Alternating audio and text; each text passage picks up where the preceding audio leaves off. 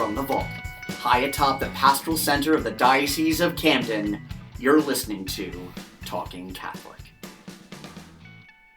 Hey guys, I'm Pete Sanchez. You're listening to Talking Catholic, the official podcast of the Catholic community of South Jersey. Thanks for joining in, listening in.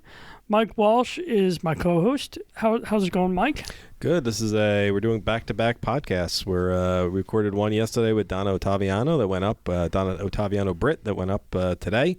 And now we're recording one today that'll go up tomorrow. So people are going to get a lot of Talking Catholic in their feed this week. No, I'm sure we won't get any complaints about that. No, I was going to say, I hope people see that as a good thing. Yeah, I just hope they don't expect it, because it is hard enough for us to get together for an hour once a week, let alone twice. This is a rare opportunity for us. Yeah, well, always a pleasure. Always a pleasure. Happy to be here, and happy to be here with you. We got and on top of that, we're out of the vault. We are. We just recorded a podcast in Atlantic City last week at the Convocation, and we're up the road again down in Atlantic City on the other side of the island. Yeah, on the southern end. We'll be back here in about a week. We'll be spending a lot of time in Atlantic City. Oh, that's right. I forgot. We have that next week as well. Yeah, that's another exciting podcast. Man, I am really racking up the mileage. Okay. So we're going to have to call this Talking AC. We should do a whole, We do seem to come down here a lot. That is true. I'm starting to think that the other shore towns are going to be upset with us soon. No, well, if any other... we were in Ocean City and last year... Yeah, we got to make it to some... But that's it. I mean, we talked this is about the same time of year last year that we said that we were going to do, in the summer months, we were going to do our best to hit every shore town. And what did we do? One. We did Cape May in June or July, and that was it. And that was for the Catholic Schools art show. Yeah. So we were a colossal failure last year. Let's see if we can do a better job this year. Sounds good. Hopefully we'll see you guys in Absecon and Stone Harbor or Avalon, which I've never been to. That might be a good opportunity to hit them up. So we'll see. You know me, I'm always up for it. Yeah, and if you know anybody interesting that might be, let us know. We'll see if we can come down. That'd be really cool. And we know they exist. We know they're there. Yes. We just don't know who they are. So you got to let us know. You got to let us know who they are. So, yes. So we would love to come down. Yes. Talking Catholic homework for our listeners. Yeah. Suggest somebody to us, people. Yes. Well, this is exciting. This is in Atlantic City. The Franciscan Sisters of the Renewal are once again doing their first Saturday devotions. This Saturday, April 6th, from 10 a.m. to 3 p.m. There's going to be Mass, a talk with the Franciscan Friar of the Renewal, adoration, confession, rosary, music, healing service, and benediction. No registration necessary, and it's free. I will be there. And if you want to hear a glowing endorsement of it, go listen to the last podcast where Donna Ottaviano Britt waxed eloquent over how wonderful that was. So much so that Pete wants to turn it into a standing ad for the my name just drew a blank, for the sisters adoration. Yeah, I think I'm wasting my breath. She did it. So, I should just throw this away. We should just splice her in. No, we've already said it. I don't want to go through all that trouble. Darn it. Sorry, Donna. I'm too lazy. Well, this is going to be, and I think Donna will be there too. So this will be exciting. Say hello. St. Michael's Church, 10 North Mississippi Avenue in Atlantic City. This Saturday, April 6th, 10 a.m., the first Saturday devotion. So, and for more info, call 609-343-1545. And then this Sunday is the FaithFull Food Drive, the 6th annual Diocese of Camden's FaithFull Food Drive, going on all over the diocese to combat food insecurity, which there's too much food insecurity in the Diocese of Camden, around the world, really. It's those, it's really the fact that people and children, they don't know where their next meal is going to come from. So help them out. The food donations can be dropped off at any Catholic church in our diocese this Sunday, April 7th. You can drop off non-perishable items such as canned goods, fruit juice, applesauce, canned tuna, canned beans, peanut butter. So you can do that in any Catholic church, or you can participate in the virtual food drive at camdendiocese.org/faithfull. That's FULL. And this is sponsored by Catholic Charities, the Diocese, and the Diocese's Life and Justice Ministries.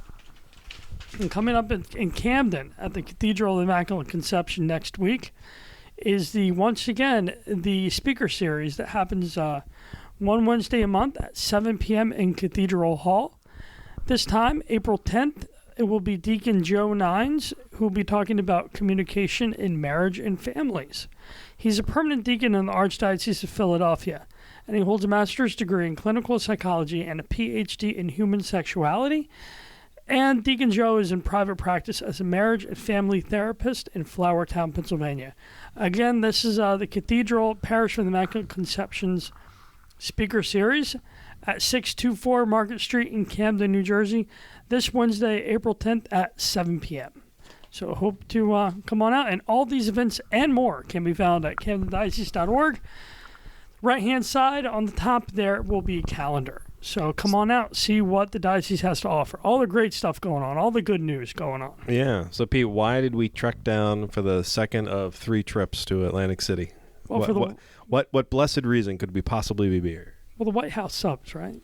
You know, you always say that, but you constantly talk about White House subs, and yet I have never actually heard you go to it. I mean, you come to Atlantic City, you talk about it, and have you? When was the last time you I've been there once. I did get an Italian sub. When? This was not when I don't know if when we were doing a podcast, but I was doing a story, and I brought it back with me, and it was good. You didn't eat it there?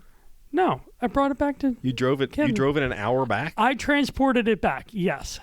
I feel like there might be a freshness issue there. Our guest here is, I think he's agreeing with Mike. I don't know. I thought it was good. But see, maybe you're right. Maybe I need to stick around and have... Well, we are literally 1 block away. You can literally walk over if you have cash in hand, 'cause it's cash only, right?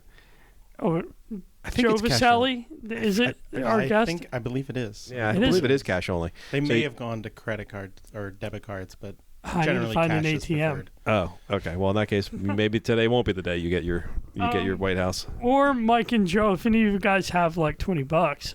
Joe who? I don't think we introduced Joe, did we? I just said Joe Viecelli. Okay. Works in Catholic Charities as shift. What is your On-site service on-site manager. supervisor? Yeah. Service manager. Service On-site manager. Service manager. Generally, I apologize. just keep eye on what's going on in the office, coming in, going out, kind of stuff. I get the impression Joe is the guy everybody asks questions to. It's Yes. basically I is. think Yeah. Yes, He's that very is- knowledgeable. I wear many hats. Yeah. He's the personification of in-house Google.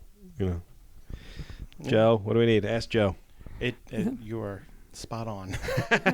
And so, how's it going today, Mr. Viecelli? It is going great, and that's a weird thing to hear because that's my father. You can just call me Joe. Joe, okay. Things are going great today. It's sunny out and weather's turning, and can't complain. Yeah. And So Joe, tell us about what this place is. I think I've been in the building 2-3 times in the last 3 years, but it really is it's a number of services that are provided out of this lovely building on the campus of St. Michael's Parish, or right off the campus of St. Michael's Parish in Atlantic City. So what all do you provide? Well, we're one of the family centers for the diocese. We're the Atlantic County office. We're located in Atlantic City, but we service all of Atlantic County.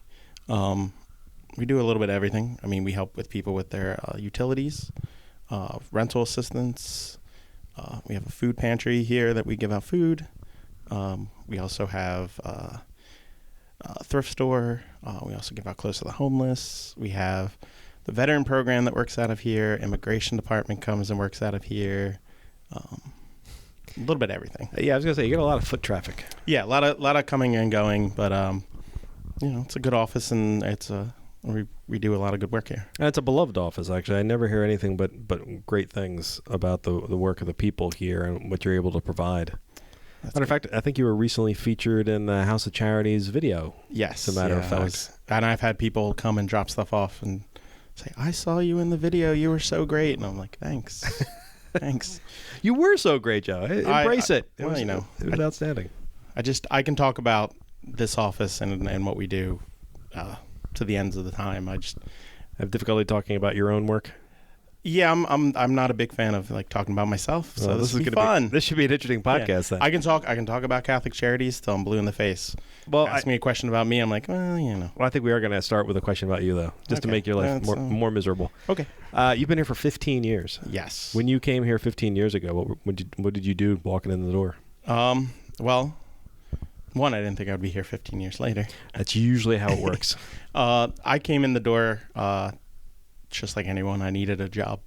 Actually, my at the time, my the youth minister that I was helping out at Our Lady of Sorrows knew Sister Grace Nolan, who was the director at the time. And he saw her at Mass and like, we need someone for work. And he's like, I know a guy. So I came on a Friday. Sister gave me a tour, and I started like 4 days later. Yeah. It was just like, and I haven't left since. That first week, what were you doing? Do you remember? A lot of the same stuff I do now. Like if donations came in, making sure that was taken upstairs, sweeping, cleaning, stuff like that. Granted, since then, it's morphed into a few more job works, 100 more job works, and still have to do some of that stuff, but there's a lot more paperwork and helping with this and helping with that. Things that I never thought I'd get to do, but I'm glad that I do get to do them. That's the beauty of institutional knowledge, is you become very, very important to an organization when you've been there long enough and you actually know, you know what's in all the drawers. Yeah, you know? I know a lot of the faces walking in the door. I know I've been gracious and lucky enough to work with some great people and great supervisors that have taught me along the way. It's like realizing my potential more than just what I started as. So kind of growing to knowing what I can do now, which is a little bit of everything. It's the truth of the matter is on-the-job training. There's nothing better than on-the-job training. And I'm a guy who, did 8 years of college, and, I've had certifications and other things. But the truth of the matter is the stuff that stuck was everything I learned on the job, usually through trial and error. But there's been a lot of trial and a whole lot of error. But sure, but it's do you learn from the error? Oh, that's the most important part. Absolutely, that's just good professional development right there. Yeah. And Mr. Hickey, and the executive director of Catholic Charities, I tell him all the time, if there is one constant in Catholic Charities, is he has an eye, and his other supervisors have an eye for good talent of like people hard workers who have a great heart and understand what Catholic Charities is here to do and carry it out in their daily lives. There's really, in my brief time here, I haven't actually come across personally any rotten eggs. It's a whole basket full of beautifully painted Easter eggs. Just gorgeous Easter eggs. That's or in so Joe's kind. case, very bearded Easter egg. Well, I love it. I remember, Joe, I think I've known you. It's been a pleasure with the diocesan retreats that we've had over the years. I see you about once or twice a year, and you're that's kind of how I know you with the beard. Yeah, there's been many people who know me pre-beard. When I first started, I didn't have a beard. I had like a little goatee, but I had hair that went down to my back. So people recognize me from that, but I've had this for like the last 7 or 8 years, so of varying length. But now, what precipitated laziness. Laziness. Yeah, I don't know how. All the best beards come out of laziness. Yeah, I'm a big supporter of which that. Then, in turn, after a while, it's easier to shave every day than it is to keep a beard somewhat kept. Mm-hmm. The laziness kind of loses its luster because you got to like trim, you got to make sure this and wash it and condition it. It's more work than it needs to be. That's why I went to the goatee, actually. It was because I get to shave less in terms of the rest of my face, but I really only have to cut around, just a couple of inches of goatee on either side and underneath, and then I'm done. It's all straights. It's like I don't have to get around my nose. I don't have to watch out for my lips. It's like, man, just got easy stuff. Yeah. Me shaving in the morning takes all of, I don't know, probably 45 seconds, and then once a week I hit it with the beard trimmer, tighten up the goatee a little bit, and I'm done. Now, do you guys, Mike, do you have the electric razor or the shaving cream with the I'm full shaving cream. Me too. Yeah, anytime I just don't get a good cut from the other stuff. No. And with your Joe, do you, I know people use beard balm. I just use shampoo and conditioner. Okay, well, it looks a good. Scissor to trim, and then that's about it. Nothing more than that. Okay. And so to get back to your beginnings, so are you from this area? Where did you grow up? I am locally from Linwood, I went to Our Lady of Sorrows Parish growing up. So I'm born and raised in Atlantic County. Thanks to my lovely parents who met here in Atlantic City. So I get to stay here, which is nice. And that's why I think another reason I like this office is my connection to Atlantic County. So yeah. And I'm sure with you, you know, you wear so many hats. Is it a case where you walk in and you kind of don't know what day you're going to have? Or is it every day absolutely. kind of in Well, I feel like everyone has that kind of like you all go. Everyone goes into the day. I'm sure you guys go into your work day going, I'm going to make sure I do this, and then 10 minutes later you're like, all right, I'm going to do that instead. Yep, and maybe I'll go back to that. Happens every day. Like I have plans to make sure this is taken care of, but I can't control who walks through the door because anybody can need help on any single day of anything. Like someone could be just had a fire. You can't plan that. So you got to jump and do what you can. And there's certain days are, by the book, you know what's going to happen. But, Yeah, in the service industry, it's just not, public service industry, that is just not something that is going to ever be the case. Yeah. Even in our world. I mean, I had 4 things on my calendar to do today. This is one of them. So I did one. I'm recording this podcast. That's all you can ask for sometimes is at least to get one done because each day is different. Yeah. So you just got to go with the punches. So walk through today. What did you do today? Get in 8:30, make sure everything's unlocked, open the door, greet clients that come in, find out if they have appointments, what they need help with, directing them to where they go. If someone drops something off, make sure that gets to the room it needs to get to.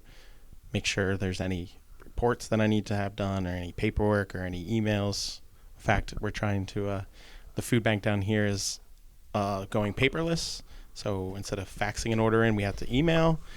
So myself and my coworker were trying to log into that this morning and it didn't work. So I've been emailing the person at the food bank to try to get that working so we can place our order in to get some food by next week, hopefully. I'm curious, this location does so many things. If you could sort of like ballpark kind of rank them, like most people walking through the door, what are they looking for? In an order, it depends on the time of year. During the early parts of the winter, there's a winter protection plan. So electric and utility help isn't as high, but right now there's a lot more utilities because that ended. So there's a lot more people for that, and rent is a constant, and food's a constant. So generally electric is the only one that varies, but food is definitely needed, especially since like Hurricane Sandy hit here, the casino crisis and stuff like that. Food has been the easiest, and it's the smallest of them. It's the one that gets forgotten the most, but it's the most important because you have to eat. Yeah. Got to eat every day. That's something we talk about on the podcast with some regularity, particularly as when we're promoting the FaithFull Food Drive. Is I tell everybody, the holidays are a great time to make donations, but that need is constant, and oftentimes it's actually worse in the summertime when the kids are home from school. Especially, a lot down here because it's where we're summer. Well, actually, in the summer areas we get hit a lot more, and down here. Some people can get more places to stay and they need more food, and we don't get as much because kids aren't in school, they're not hearing it from their teachers, they're not doing collections and stuff like that. So it's definitely it's a definitely need all of the time, and things like the FaithFull Food Drive truly do help places like our pantry downstairs and help us be able to give to people who don't have something to eat. Yeah. Because like Pete said in the beginning, you never know. There's too many people out there who don't know if they're going to eat today. And if we can help like one person, that's great. It is, and it is shocking too, just how much need is out there because you don't necessarily see it. The people who oftentimes are coming into places, I think there's an image in a lot of people's minds of people in need being panhandlers. When the reality, the truth of the matter is, it could very well be a working family who's just having a hard time making ends meet. Oh yeah, absolutely. I've told We have the Summer in the City program that comes through our building, and I go with, with the homeless. There's always that image of a homeless person, disheveled, big beard, looks unkept. I usually point to myself. I'm like, it's usually like me. But I go, most of them look like your mom, your dad, your grandmom. Same with, people coming in. You assume they're going to look destitute, ripped clothes, but I've known families from my parish who have come here to get help with food. I try to stay away because I know how hard that could be to, like, the pride factor and, the embarrassment factor that some people feel, but they shouldn't, because if they need help, that's why places like Catholic Charities exist. So I try to stay away of it, And yeah, it's it pains me. I started my career many years ago in nonprofits with a company called Volunteers of America, Delaware Valley, and it was the same thing. A lot of services being provided, and I learned quickly that where I thought need was, that need exists. I mean, there are people on the streets, there are homeless, there are panhandlers. But the truth of the matter, with the vast majority of them, are people who do actually have a roof over their heads and do have jobs, but they're minimum wage jobs, or it's maybe a halfway decent job, but there's a lot of mouths to feed, and not just they had 5 kids, but they have parents living with them, or uncles and nieces, nephews. They take on a great deal of responsibility, and they're trying to do the right thing that all of us hope to be able to accomplish, but sometimes the deck is just stacked against them, and they just need. They're not necessarily looking for handouts. It's just a little help. Just help me get through a little bit and past that speed bump in the road, right? The pothole. Yeah, that's far more often than I think what people truly picture. And that's not to say there aren't other people coming through here that sort of fit what we picture. Yeah. But the ones that are trying to do their best, I mean, those are the ones we all want to help. Well, the sister always said, excuse me, each person that comes to the door, you try to picture them as Christ. No matter if they're trying to panhandle, if they're serious, you treat them like they are Christ, because they very well could be. That could be Christ tempting you or trying to show you the way. And, so that's been ingrained in my head from day one. Can you share, because I'm friends with you on Facebook, and you are. What? I said you are. Yes, and one of the things I want to get, I do want to do the 3 questions at the end, Mike. Okay. But getting back, that's another thing with Facebook. But what I wanted to talk about is recently you were sharing some stories about you developed relationships with these people over 15 years. I know who you're talking about. And can you share that with the audience? I really thought it was beautiful. Are you talking about George? Yeah. All right. George. George. His name is George Ray. His birthday is Valentine's Day, so Mr. Valentine. He's been coming here since I've been working here for years, and as it goes, he was one person's person. Like I always say, like within this field, you always become attached to one. There's always that special person you kind of like do a little bit more for. And he's gotten passed down to me because I'm the only constant since. He's a gentleman, older gentleman. He's like 80 some years old. Can't read, can't write. So he's kind of like lost within the city. He's been going from like room to room for years, kind of getting tossed around because he can't read or write and he's a little older. My old boss, Nancy Hickman, helped put him into a new apartment. He's been there since.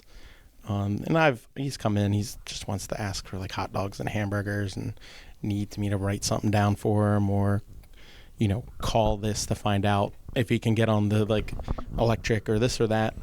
So I've known him forever and, he's a character for sure. A few weeks ago he came in and he's been talking about having to go to the hospital a bunch of times for something. He was saying he was going to Ocean City, but there's no hospital in Ocean City. It's in Summers Point.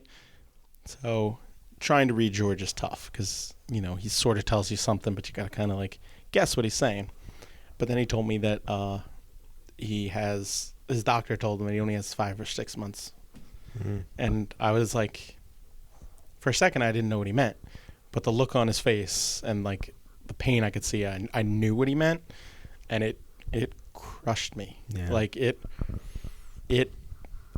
was deep. Like I tried to explain it to my mom later that day.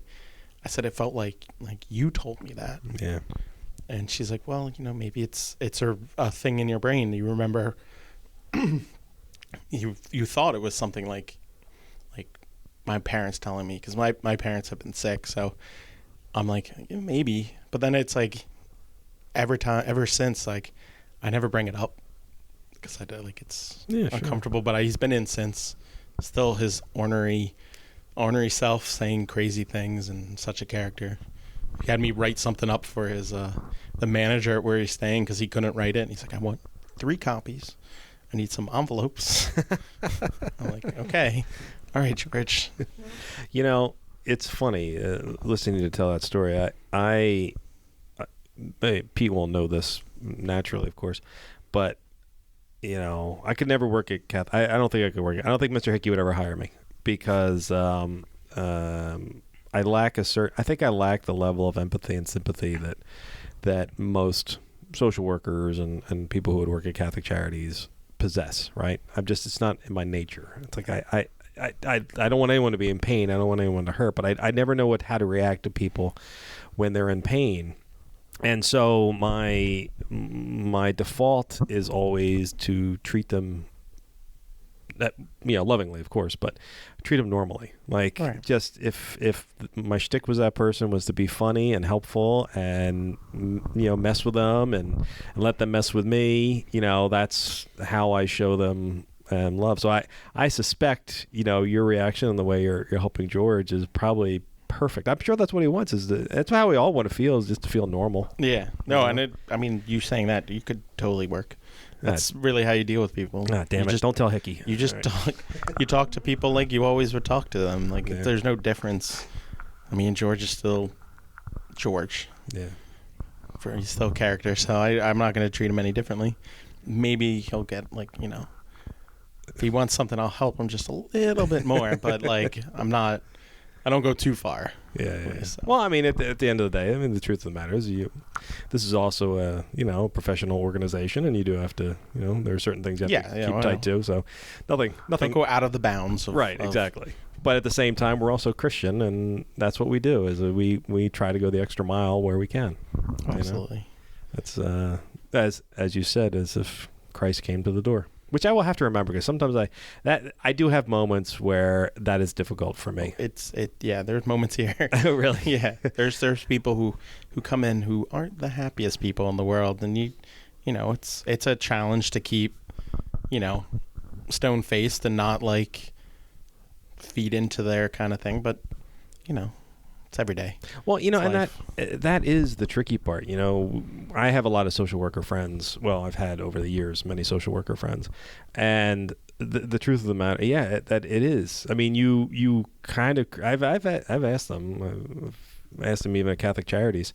How do you handle that mental toughness that you need? Because you see oftentimes you'll see such devastating things happen to people, and I often I am probably a wuss in that matter, in the sense that this stuff would rock me and I wouldn't want to come back. So I'm curious. I mean, you've been here 15 years. You've helped a lot of people. Yep. How do you keep coming back after 15 years? It's a combination of a lot of things. I think the mission of what Catholic Charities does, when I started was, that's it's a nice thing, I'd like to help. But it's definitely become no, it's what I'm supposed to do. Yeah. It's like a priest that comes here, Father Wise, once said, it's not a job for you anymore. It's it's just your mission. It's what you're here for, to be part of this and help. And I'm like, yeah, I guess you're right. And a lot of it too is, like I said earlier, just the people I've gotten to work with have made it good. Because when you have days like that where you're rocked from a story, the coworkers that you have around you are immense, because they also have experienced stories. So you can kind of vent your worries and kind of concerns and how it makes you feel, and they understand, and you have somebody they can confide in and be able to laugh and joke. And so I've I would not be sitting in this chair in this office doing this podcast without all of the people I've worked with, without a doubt. Like, I mean, I wholeheartedly believe I would not be here without any of them. As much good as I am, or people say that I'm really good, without them, there would be no me. I think that is very noble of you to know that, although I suspect there's something inherent to you as well that makes that possible. Well, although you also, you mentioned her earlier, Sister Grace Nolan, who is, famous in this area for her charity and the way she ran this office. I owe her dearly. I'm lucky enough that her desk is my desk. When she retired, I got her desk, and when I retire from Catholic Charities, I already have let Kevin know I don't want a plaque. I just want that desk. Because that desk means so much to me and to Catholic Charities, because so many people's lives were changed over that desk, mine included. Yeah. So to me, that desk means so much, and she was there for me when my parents got sick. She's the one who, back then I was only part-time, and there was no option for full-time when my parents got sick, and I needed more money. I needed more hours. I needed to help them. Yeah. They were struggling, and, so she went to bat, and here I am. So I owe her everything, and there's not a day that doesn't go by that I don't think of her. You Catholic Charities people are so annoying. They're so nice and good, and they help each other out, and they help other people out. I don't understand it. We can learn a lot, Mike. Come on down. Door's always open. Yeah, what's wonderful here too. You're also the same parking lot as the Franciscan Sisters of the Renewal. We are, and you see them. I think we were talking. You see them. Yeah, we have interacted. We've worked together. They've dropped donations that they received that maybe they can't use for their ministry that we could use. And I remember when they first came, it was like the day 2 or 3 after they arrived. They went to like a mass in like Vineland, and before they left, they gave them a ton of food. And I mean, it was like giant bags of lettuce that you would feed a high school with, and there's 4 of them. So like they were like, well, I can't use it. Can you guys? Sure. And luckily it was like the day we were doing a food give out, so we were able to give people, fresh lettuce and tomatoes and some sort of thing that just didn't come in a can. So it was like the perfect timing. The Holy Spirit does seem to work wonders for both the CFR Sisters and Catholic Charities. Things just seem to, otherworldly line up to be beneficial. So I have in my career, we never discussed the Holy Spirit because I worked in the secular world. Right.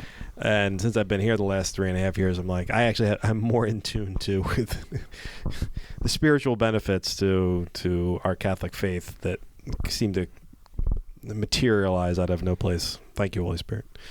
But no, I mean, that's so beautiful. So on a given day, how many people would you say? I know it would fluctuate, but let's say a ballpark average. Like how many people would actually walk through the door? Like you said, ballpark, or maybe over months. I could tell you. I know Adam, who does the utility, easily gets 50 to 60 phone calls a day that he returns and calls back, and we can have anywhere between 15 to 30 just random walk-ins. You can have. I know Adam has like 15 appointments scheduled today, so I don't know how many of them arrived or how many people had to change and cancel. So it always varies. And surprisingly enough, the weather does play a part.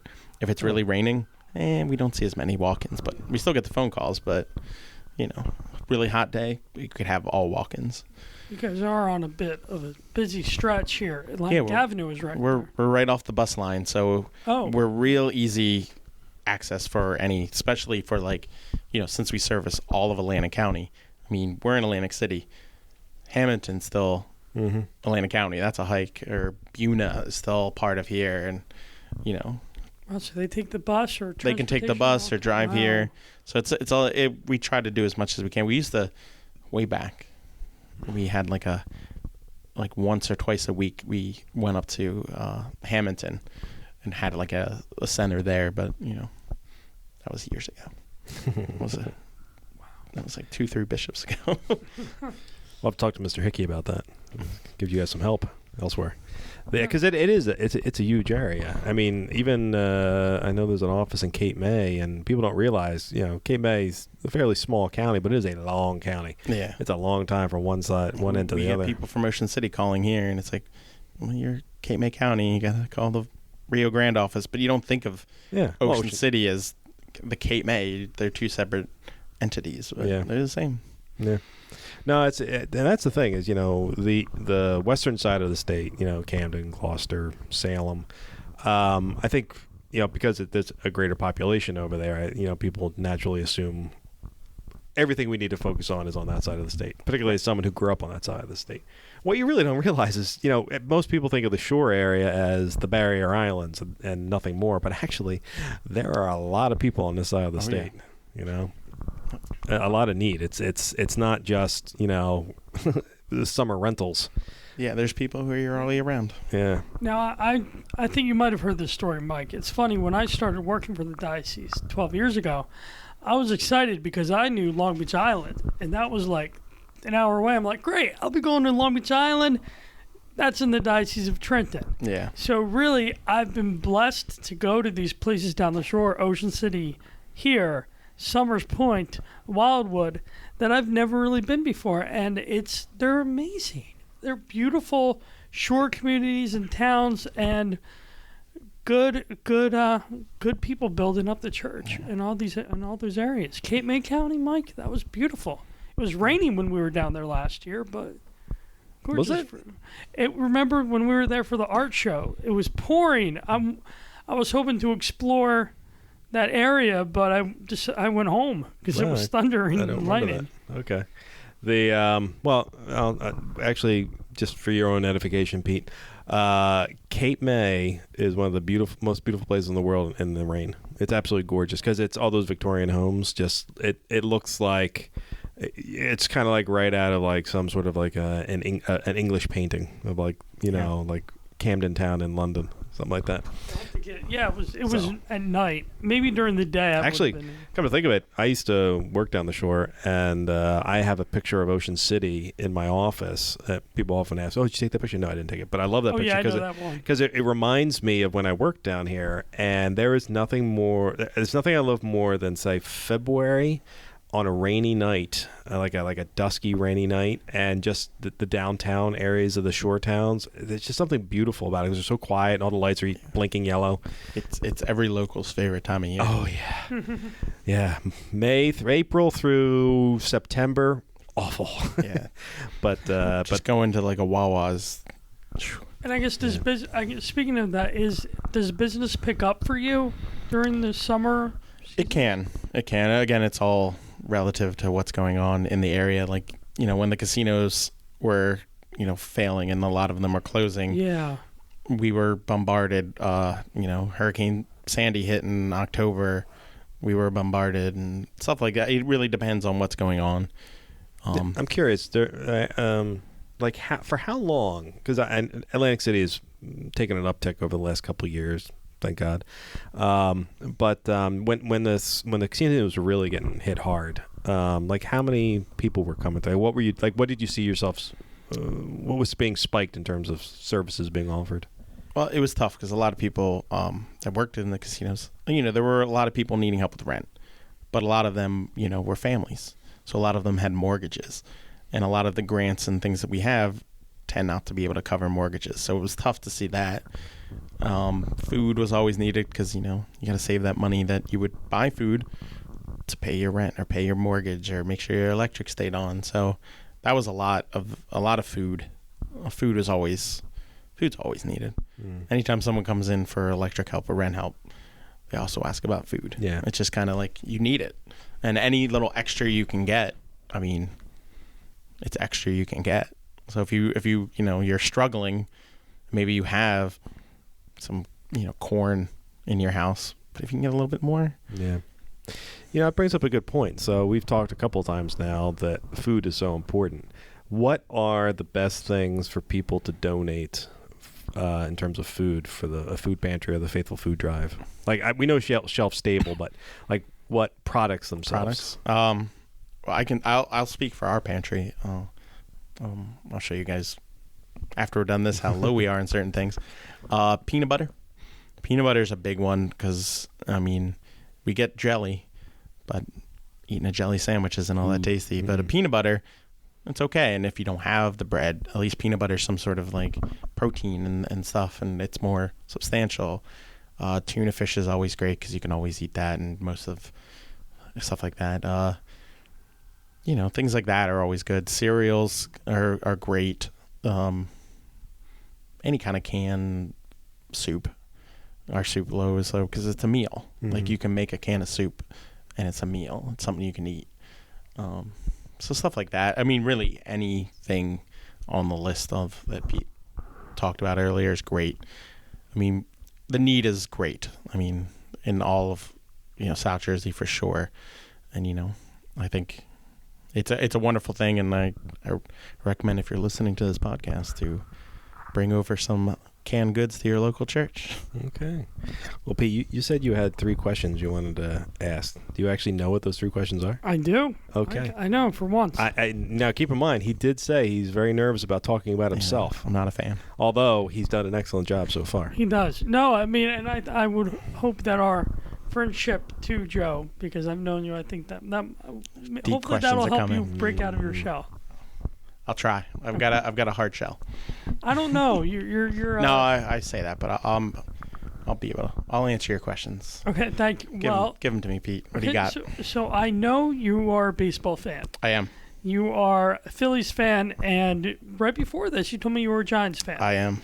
So I want to get your hot take on takes. the season for both teams. The Giants are be awful. They have the same problem like the Yankees of old had, and also the Phillies after the World Series in 2008. They have all their good players. Like the Phillies had, Utley and Howard and all them making way too much money, but not doing anything. Mm-hmm. Same with the Giants. They have, Posey and Crawford and Belt. Too much money, not really doing anything. So they're tough, and plus their division is tough with L.A. LA. Yeah. Now, do you think Bumgarner's going to get traded? Absolutely. Really? He should. You can get draft picks back. Why not? You can get better players. You can build up your farm system. Doesn't make sense to keep somebody that you're not going to use. Try to get money out of them. Try to get something out of some player. A lot of teams sit on that too long. I think, if I remember, I'm trying to remember back in the Phillies, they had like Draybeck, and they sat on him forever. Oh, and then it's like you could have gotten rid of him, and then he went out and he was a dud. So you got to get what you can get when you can get it. The Phils this year, I think they'll be good. I mean, their bullpen's scary, but it's always. I mean, they did give up a bases loaded walk yesterday. Yeah, walk-off walk. But their lineup is solid, and they got some pieces to play with. They got some names, and I can talk about baseball longer than I could talk about Catholic Charities. Not saying a lot. Yeah, well, I think with Bumgarner, he had the great year. What is it, 2015? Yeah. Where he won like 4 games. I mean, in the World won Series, that series for them. Yeah. I've never seen a postseason performance like that. No, it was probably impressive. Never will. Again. And, it was. I've been very blessed in my lifetime to be able to see the Giants win a couple World Series and to be able to see the Phillies win one in 2008 and forget about 93. That whole Joe Carter thing, forget about that. But that that has a special place in my heart because what was I, 11 when that happened? So like I'm a young kid. That's formative, right? Baseball, like Harry Callis, and on the radio, listen to that while I'm like, and that team is just That'll still be my favorite team. I mean, even more so than the 08 team. That the 8 for me, I was 8 in 80. So the 80 team will always be my first love. That 93 team, I was in college, and that was when I was probably at the height of my baseball fandom. So that 93 team, even though the Joe Carter thing happened, still. I mean, I can tell you, I can rattle off everybody on that team. And the 08 team, I like that team. I liked it a lot. But I think maybe because I was older, and actually I just had a kid that year, so my focus was a little off. I think that will always be my third favorite World Series team. There's no way around it. Yeah, I think 93 had the characters, like John Kruk and Pete Incaviglia. Those kind of guys. There's gritty Darren Dalton. Yeah, but it also had Jim Eisenreich, a guy who his entire career had been plagued by Tourette's syndrome, and then, God bless him, has this magical year where he gets to go to the World Series, and still one of my favorite players from that team, just because of his backstory, on top of being a pretty decent outfielder. And then you had Terry Mulholland, who we had been so many years wanting to see him do great things, and he finally makes it to the final game. It was awesome. Danny Jackson, that defining moment when Danny Jackson ripped open his shirt like Hulk Hogan. Are we going to call that a defining moment? When I think about that postseason, that's the image with Danny Jackson ripping off his shirt, flexing. He was all pumped up, ready to. I remember every moment of that season. That is not the one that I doesn't stick out. No, although it's certainly, but I would not put that at the top of the list. A memorable moment, but I would not call that. What the top of the list. Mariano Rivera on Mother's Day hitting a walk-off grand slam off Lee Smith? Yes, that was huge. That was huge. That was, or Milt Thompson making that great catch. I think it was against the Padres. So those kind of moments. For me, it was. This is not a defining moment either. It's just one of those moments. I wanted to call up WIP and talk about it the day after it happened, but I think I was still too young to call. I think I was under the age of 21, and you had to be 21 or over to call.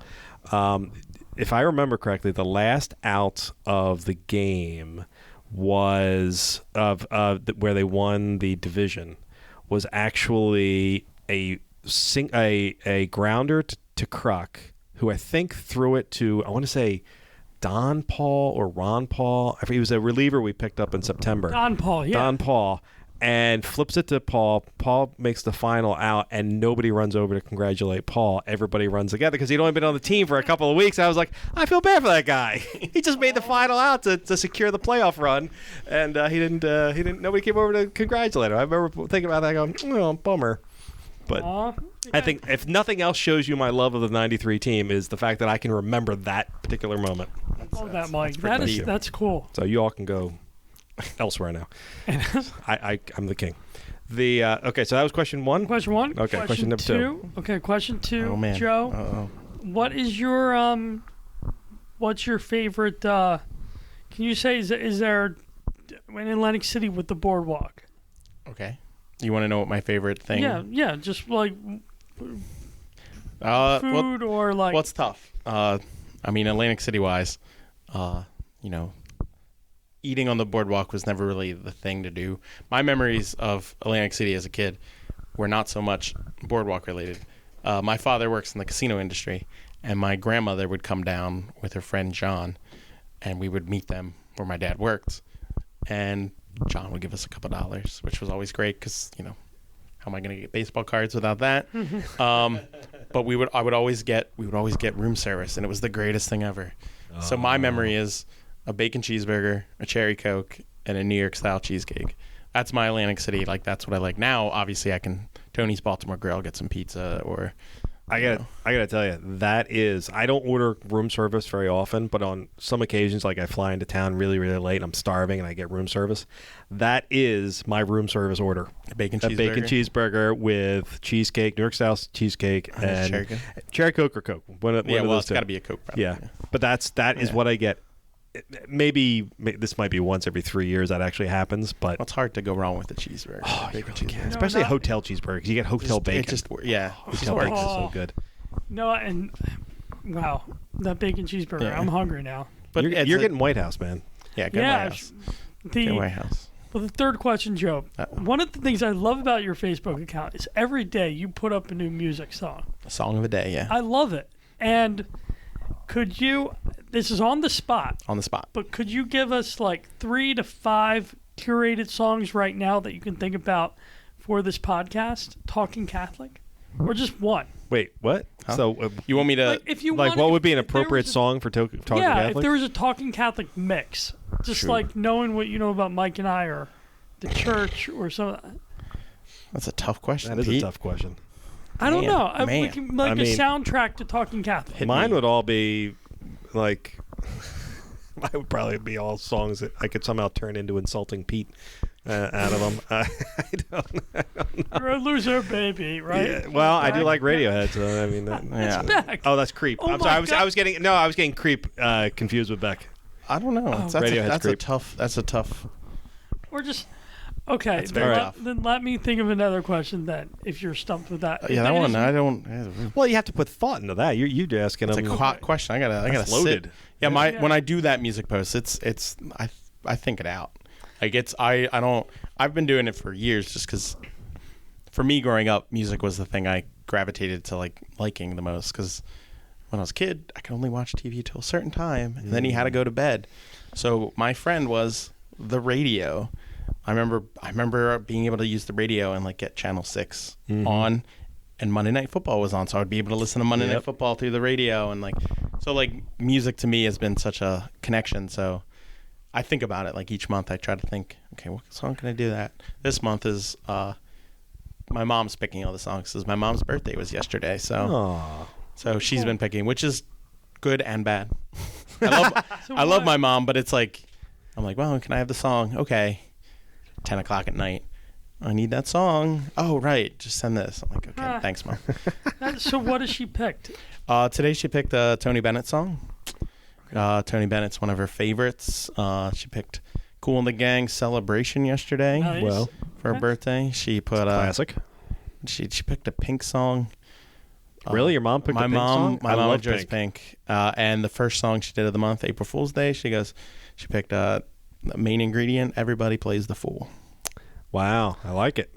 Your mom, hey, listen, you may not agree with everything your mom's picks, but everything you just rattled off, I totally sign off on. I'm okay with it. Yeah. I mean, I get a lot of musical things from her. I get it from my dad too, but I love it. I have memories with music with my mom. So, what is your top three? Just quickly, I'm curious. What kind of music? Top three songs of all time. Top three songs. Ooh, man. Or just some music that you like. This is a weird one. Not weird, but I really love the song "Green Onions" by Booker T and the MGs. Yes. It is it's one of my favorite songs ever.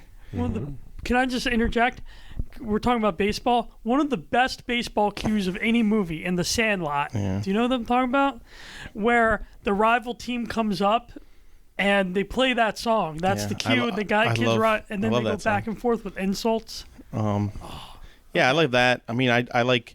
I guess if I go favorite songs, a lot of them are kind of like memories of childhood. So I remember that growing up. I remember what's the name of the song? I'm just blanking on the song on the spot. Don't Get Around Much Anymore. It's a jazz song by Duke Ellington, and there's a version of Duke Ellington and Louis Armstrong. It was my grandfather's favorite song. So at his after his funeral, there was a kind of reception at the VFW hall, and I remember my grandmother dancing with my uncle to that song. So that's one of those songs. Every time I hear it, I think of it and stuff like that. My connection to music is that I like everything. I can have too much. And I think Pete, I find that my favorite songs tend to ebb and flow depending on A, my mood, and B, where I am in life. My favorite songs were far different 20 years ago than they are now, and honestly, even 6 months ago, they're probably different than where they are now. I agree. I think with the same thing. I think with both of you, Mike, because I could listen to some days. I'm I want to listen to Beastie Boys or Def Leppard. Other times I want to listen to K-Love, Christian radio. Did you put Beastie Boys and Def Leppard into the same universe? So they would have them on the same track, just kind of like rocking. Okay, they're both Beastie hanging Boys out. Can be like Paul Revere. I mean. Some of the songs are a little objectionable, I know, but hey, listen, one likes what they like. I don't hold it against anything. And I think I read a study that said when you turn 33 years old, the statistics show that those who turn 33 stop listening to new music. And it was funny because when I heard that, I was 33 and I just started listening to the oldie station. I fight that because I think that is true. I think you do stay locked into sort of that moment. I don't know about the age thing, but I think you do reach a wall when you just sort of stop being interested in music. And I really fight. I will watch the Grammys every year just to force myself to be aware of what's new and what's out. And I will admit that oftentimes I don't like it, but I do try to be aware. Yeah, there is good stuff still being made, and I still listen to it. But I do tend to listen to. I mean, I know those who will be listening to this who know who I am know my wheelhouse. There's a joke that I stopped really caring about music in 1996. So anything past 1996 doesn't matter, but everything below it, I'm all for. And I mean, it's sort of true. I mean, it's my formative years. I was, 14 or 12 or whatever, however, 14. I was 14. Math. But yeah. So I still dig into that alternative early 90s that I listened to. Yeah. I was a teenager running around with my friends. Was on the radio, was everywhere. You couldn't avoid it. Flannel shirts, and I still wear flannel shirts. That's right. I do remember you in your flannel shirts at the retreats. I always wear them. Oh, we're missing one today. Well, I'm at work. I can't wear flannel. It's against the dress code. Oh, really? Oh. I gotta dress a certain way. It's dress code. Okay. I didn't know you. Why can't you wear flannel at work? I don't know. Well, A, it's dress code. B, obviously has a boss who is not as lenient as your boss is, letting you wear sneakers and some of the stuff you roll into work wearing. So don't make me turn Mr. Hickey on you. I only work. I can get out of work and put a flannel shirt on, and I have. And I've worn a flannel shirt as like an overshirt when it's snowing Chilly outside. But it's beautiful outside, so I don't really need a flannel shirt.